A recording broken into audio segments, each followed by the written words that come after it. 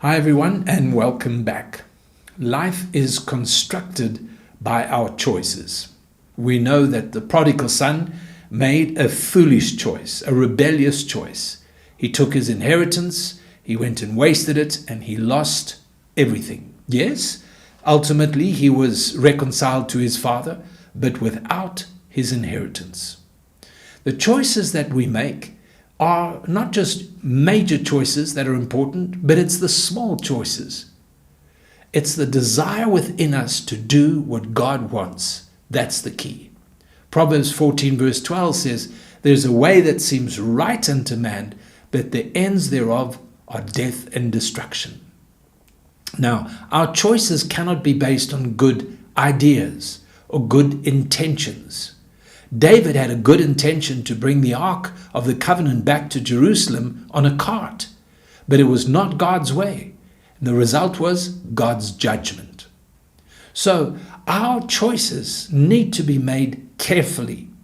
We need to be led of the Spirit, led of His Word, led by Him in what we choose. When we read in Matthew 7, He speaks of a narrow gate which leads us to eternal life, and a wide gate that leads to death and destruction. A wide gate is a gate that's open to all the attitudes and the thinking and the ideas of the world. But the narrow gate speaks of God's way and God's way alone.